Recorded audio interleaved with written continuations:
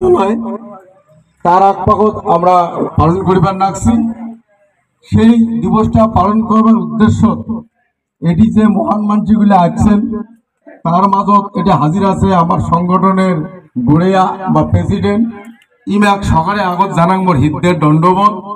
আর উপস্থিত হওয়ার সবাই তোমরা মহান মানুষ সবার আগে জানাং মোর হৃদয়ের দণ্ডবোধ, নমস্কার, ভক্তি, গুসুম। আর সাথে সাথে যেহেতু এটা একটা বাজার, প্রান্তিক বাজার নাম, এই বাজারত যে মানসিগুলা আছে সবাই বৃহত্তর কুচবিহারের মহান মানসি, এই মানসিগুলোর প্রতিও থাকিল মোর হৃদয়ের দণ্ডবোধ। আজকের এই দিনটা কুচবিহারের মানুষের কেন গুরুত্বপূর্ণ, কেন তাৎপর্যপূর্ণ, এই বিষয়টা তৈরি হওয়া খুব দরকার। আমার এখানে কুচবিহারের মানুষ আমার নিজের পরিচয় না জানিবার কারণে, নিজের ইতিহাস না জানিবার কারণে, নিজের পৈতৃক সম্পত্তি রাজা মহারাজা দিয়ে দেওয়ার অধিকারের সন্ধান না জানার কারণে আমরা বৃহত্তর কুচবিহারের মানুষ বিভিন্ন ষড়যন্ত্র পড়িয়া, বিভিন্ন ষড়যন্ত্রকারী চক্রান্ত পড়িয়া আমরা মাইয়া সামা নিয়া ভিন দাস বলিয়ে ঘাটা ধরছি। এই জিনিসটা তাৎপর্য সেজন্য তৈরি করা খুব দরকার। এ মহান কুচবিহারবাসী, আমরা যে সাংগঠনিক যে মানসিকগুলো উপস্থিত আছি তোমরা সবাই কম বেশি জানেন আমার দি গ্রেটার কুচবিহার পিপুলস অ্যাসোসিয়েশনের মূল উদ্দেশ্য লক্ষ্য কি। মূল উদ্দেশ্য লক্ষ্য হল কুচবিহার রাজ্যের মহারাজার সাথে ভারত সরকারের যে চুক্তি, সেই চুক্তির পূর্ণ রূপায়ণ করা। এই চুক্তিটা কেন হয়েছে? ভারতবর্ষ স্বাধীন হয়েছে 1947 সালের 15ই আগস্ট, কিন্তু স্বাধীন হওয়ার পরেও সেদিন ভারতবর্ষ ছিল দ্বিখণ্ডিত। আমরা হাল করে বিশ্লেষণ করে দেখিবার পাই যে ভারতবর্ষ প্রথমে ব্রিটিশের কাছে স্বাধীন করে দিয়ে গেছে, সেটা আপাতত দৃষ্টি দেখা যায় যে হিন্দুস্তান আর পাকিস্তান। এবার এই পাকিস্তান দুই ভাগ, পূর্ব পাকিস্তান আর পশ্চিম পাকিস্তান। আর এই ভারত সেদিন দুই ভাগ, পূর্ব ভারত আর পশ্চিম ভারত, মধ্যতে স্বাধীন কোচবিহার একটা দেশীয় রাজ্য। চার খণ্ডে সেদিন ভারত ভাগ করে দিয়ে গেছে ব্রিটিশের ঘর। কিন্তু সেই খণ্ডিত ভারতবর্ষের যে প্রধানমন্ত্রী জওহরলাল নেহরু, পণ্ডিত জওহরলাল নেহরু এবং তৎকালীন স্বরাষ্ট্রমন্ত্রী ডক্টর সর্দার বল্লভভাই প্যাটেল, ইনা ভাল করে দেখিন যে স্বাধীন হওয়ার পরেও এই খণ্ড বিখণ্ড ভারতবর্ষ তো হল, তার মধ্যেও যেখান ভারতবর্ষ বা হিন্দুস্তান বা ইন্ডিয়া বলি কয়, তার মধ্যে কুচবিহার রাজ্য থাকার কারণে আমরাও দ্বিখণ্ডিত। উত্তর ভারতে যাবার কোনো ঘাটা নাই। সেই অসুবিধার কথা ভাবিয়া আমার কুচবিহার রাজ্যটা অন্তর্ভুক্তি করিবার বাদে বারে বারে কুচবিহারের মহারাজ, শেষ মহারাজ সেদিন ছিল মহারাজ জগদীপেন্দ্রনাথ ভূপ বাহাদুর, ইনাক বারে বারে লিখিত ভাবে চিঠি করিয়া অনুরোধ করছে সর্দার বল্লভভাই প্যাটেল আর প্রধানমন্ত্রী জওহরলাল নেহরু। এই ইতিহাস কারণ জানি না, কখন জানিতে চায় না। এই ইতিহাস ইতিহাসে হয়ে আছে। আমরা সেই ইতিহাস উদ্ধার করিয়া জানিবার পাইলাম সেদিন ভারতবর্ষের করুণ অবস্থা। আমরা যদি সেদিন যুক্ত না হই তাহলে ভারতবর্ষ আরো দ্বিখণ্ডিত থাকি যায়। সেই দ্বিখণ্ডিত ভারতবর্ষ, অখণ্ড ভারতবর্ষ করিবার বাদে ভারতবর্ষের প্রধানমন্ত্রী পণ্ডিত জওহরলাল নেহরু, ভারতবর্ষের স্বরাষ্ট্রমন্ত্রী তৎকালীন সর্দার বল্লভভাই প্যাটেল বারে বারে অনুরোধ করে আমার মহারাজা যে তোমার কুচবিহার রাজ্যটা আমার ভারতের সাথে যুক্ত করে দাও, নাহলে এত কষ্ট করিয়া রক্ত ঝরিয়া প্রাণের বিনিময়ে আমরা ব্রিটিশের ঘটিয়া দেশটা স্বাধীন করলাম, তাহলে আমার দ্বিখণ্ডিত ভারতবর্ষ থাকি যায়। আমরা যদি অখণ্ডতা না পাই, পূর্ণতা না পাই, তাহলে আমার এই স্বাধীনতার কোনো লাভে নাই। হে মহারাজ, সেটা তোমাকে বারে বারে অনুরোধ করবে লাগছি, তোমরা দয়া করিয়া তোমার কুচবিহার রাজ্যটা আমার ভারতের সাথে একটা করে দিয়া একটা অখণ্ড ভারত করে দাও। এগুলো আমার মুখের কথা নয়, ইতিহাস কোট কোট করে লেখা আছে। সমস্ত চিঠি, সমস্ত করসপন্ডেন্স, এভিডেন্স, ডকুমেন্ট আমরা সংগ্রহ করছি the greater Cooch Behar peoples association. একটা ফালতু কথা নয়। সেই মহারাজা ভারত সরকারের অনুরোধ শোনার পরে সেই অনুরোধের সাড়া দিয়া আমার কুচবিহার মহারাজ কইছে যে হে ভারত সরকার, দুধ বেচে যাবেন, ঘাটায় ঘাটায় বেচা খায়, তাও কাম দুধ বেচা যাচাই করে, নকুল ঠুকুই দেয়, জল দিয়েছেন নাকি বাসিয়ে দুধ নাকি। আর যে ওই জিনিসটা নিয়ে গেলে বাড়ির ওর বুড়া মাও খাবে, বুড়া বাপ খাবে, খাওয়াটা খাবে, ওর সবার ফ্যামিলির উপকার হবে। আর ওই দুধ বেচাইয়ার কত কষ্ট, আর ঘাটার থাড়া থাকা খায়, কতজন যাচাই করে থানা নগুলটে দিয়ে কান চুলকাইছে, নাক চুলকাইছে, ওইটাও দুধের পানি ঢুকিতে চুপ দিয়ে কয় দুধ জল দিচ্ছিস নাকি। এই যে পরীক্ষা, অথচ দুধটার ভিটামিন।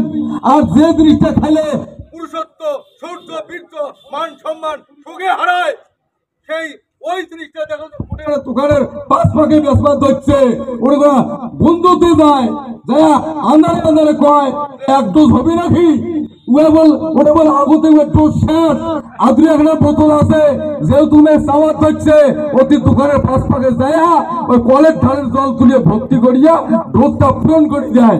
আর উমেদ ওদি আন্দারে ঢুকঢুক করে মারি দিয়া চলে গেল। সেই ভালো জিনিসের মানে খুব যন্ত্রণা, খারাপ জিনিসের যন্ত্রণা নাই। মদ পাশে গ্রিলের ভিতরে মানুষ যে কিনে নিয়ে খায়, মদে এখানে কি দেয় ভগবান যন্ত্রণা নেই। আর দুধ বাড়িতে গাইছে গিয়ে না দুধ, ওইটা তার কত যাচাই।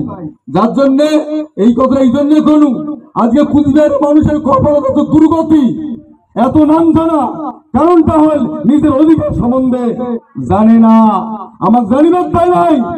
সেদিন ভারত সরকারের অনুরোধে আমার কুচবিহার যুক্ত হয়েছে অনেকগুলা চুক্তির মধ্য দিয়া।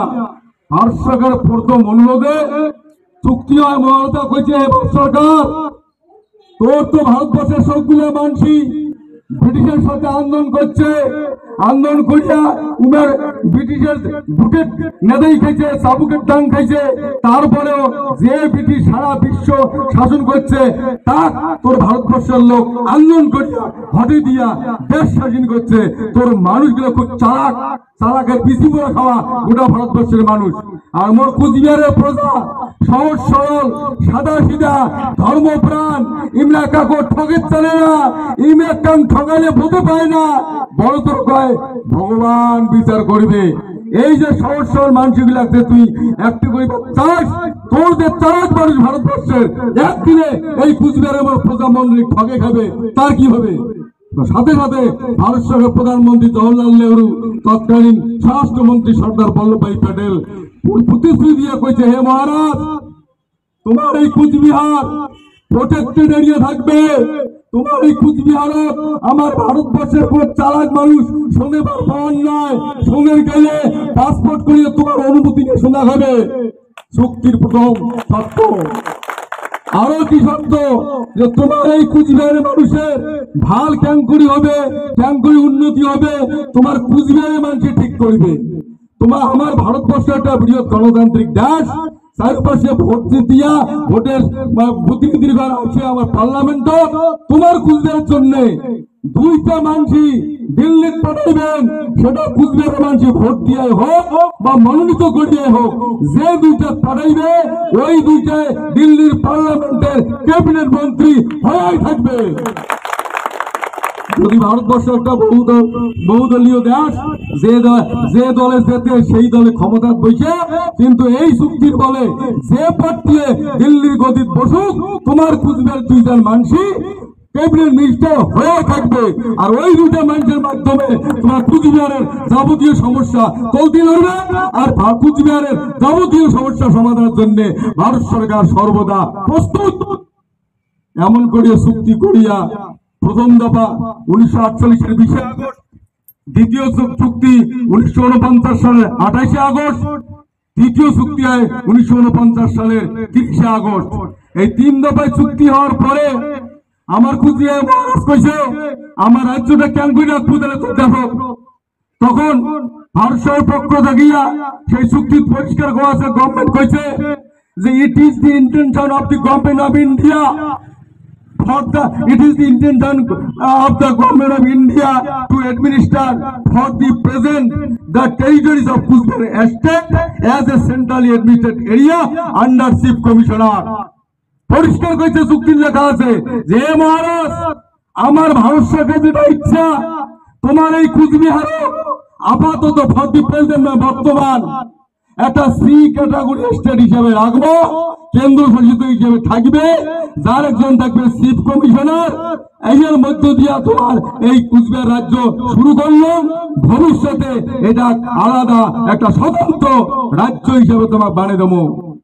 এই চুক্তির প্রতিশ্রুতির পরে আমার এই সেনাবাহিনী, কুচবিহারে যে একটা সেনাবাহিনী ছিল নারায়ণী সেনাবাহিনী, সেই সেনাবাহিনী দিল্লির সেদিন প্রধানমন্ত্রী স্বরাষ্ট্রমন্ত্রী কইছে যে ভারত সরকার যে একটা রেজিম আছে সেনাবাহিনী, তার নারায়ণী রেজিমের নামে তোমার এই সেনাবাহিনী অন্তর্ভুক্ত করবো। আর এই রেজিমেন্ট কুচবিহারের যত প্রজামন্ডলী আছে প্রয়োজনে বাতে বাতে এল্লা রিক্রুট করিয়া এই নারায়ণী সেনাবাহিনীর সব বৃদ্ধি ঘটাবো। এমন করে ভালোগুলো প্রতিশ্রুতি হওয়ার পরে 1949 সালের 12 সেপ্টেম্বর আজকের এই দিনটা আমরা ভারতবাসী হই, ভারতবর্ষে যুক্ত হয় কুচবিহার রাজ্য গৌহাটি রাজ্য হিসাবে, যেটা ভারতীয় সংবিধানত এলাম হর্ষস করে লেখা আছে। আমার এই কোশ্চেন, আমার এই প্রশ্নের জবাব কাউ দিয়ে দেয় না, নয় রাজ্য নয় দিল্লি সরকার। দুঃখের বিষয়, এত গুরুত্বপূর্ণ একটা বিষয় আমার কুচবিহারের মানুষ জানে না। আমার চুক্তি পরিষ্কার করা আছে যে এইটার সমস্ত সম্পত্তি স্থাবর অস্থাবর ঝাড় জঙ্গল নদী নালা চুক্তি পরিষ্কার করা আছে। All property owners Cooch Behar peoples, সমস্ত কুচবিহার মানুষের নামে উইল করে দিয়ে গেছে কুচবিহার মহারাজ। সোনা দানা প্রচুর অ্যাসেট সম্পদ, সেই 9-10 কুইন্টাল সোনা, 17-18 কুইন্টাল রূপা, সমস্ত দলিল লেখা আছে। আরো কি কুচবিহার মহারাজার অর্থ ভান্ডার যে আছে, যেটা আজকে বিরোধ করে কুচবিহার ডেভেলপমেন্ট ফান্ড, সেই ফান্ড মহারাজা 1949 সালে 12 সেপ্টেম্বর যেদিন হস্তান্তর করে, সেদিন আমার কুচবিহারের মানুষের যে টাকা দিয়েছে সেই টাকাটার পরিমাণ হয় 1,86 কোটি মার্কিন ডলার। এটা আমার গল্প নয়, ইতিহাস। সেই টাকা পরিষ্কার চুক্তি লেখা আছে, এই টাকা ব্যবহার হবে একমাত্র কুচবিহারের মানুষের জন্য। সেই টাকা আজকাল development fund sub chairman DM, আর ওই টাকার ক্ষেত্রে কি লেখা আছে যে কুচবিহারের মানুষ 75% সাবসিডিতে লোন পাবে, মানে 1 লাখ টাকা নিবেন 25,000 টাকা দিয়ে লোন শোধ। আপদকালীন উদ্ধার আছে, কারো হয়তো বাবা বললেন মা বললেন গরিব মানুষ হঠাৎ করে ব্যাটারি বিয়ে লাগিল, হালের গরু মরিল, এই আপদকালীনের জন্য ওই মানে ফান্ড যে চেয়ারম্যান থাকবে তার প্রেয়ার দিবে যে মুই অমুক, মোর ঠিকরা অমুক, মোর বাবা অমুক, হঠাৎ করিয়া এই বিপদ হয়ে গেল, বাপ মোর কি মা মরিল, মোক 10,000 কি 20,000 কি 1 লাখ টাকা দাও, মুই 5 বছর কি 3 বছর কি 2 বছরে শোধ দিন। ওই যে প্রতিশ্রুতি দিয়ে টাকাটা নিবে উয়ের ভিতরে টাকা শোধ করা হবে, তাতে কোনো সুদ বার্তা লাগবেন নাই। এটা কয় আপদকালীন উদ্ধার। আর 75% সাবসিডিতে লোন পাবে আমার কুচবিহারের মানুষ, যেটা আজকে যেই পার্টিয়ে যেতে ওই পার্টিয়ে ওই টাকাটা ভোগ করবেন লাগছে।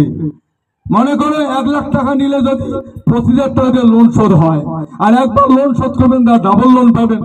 এমন করে দেখবেন ওই যেগুলা আমার মানে ভূমিপুত্র মানছি নমায়, কুচবিহারের মানছি নমায়, যে রাজনৈতিক দাদার ঘর ভোটক যেতে ওই যায় যেতে ডাইন বাম যেটা এখন দেখানে যায় যেতে তারে একটি ওই টাকাটা যায়। আর উমের জ্ঞাতি গোষ্ঠী ওই 75% সাবসিডিতে লোন নিয়ে বড় বড় টুরিস্ট বাসের মালিক, বড় বড় অত্যাধুনিক যন্ত্রপাতি, বড় বড় কন্ট্রাক্টর, বড় বড় চা বাগানের মালিক, এমন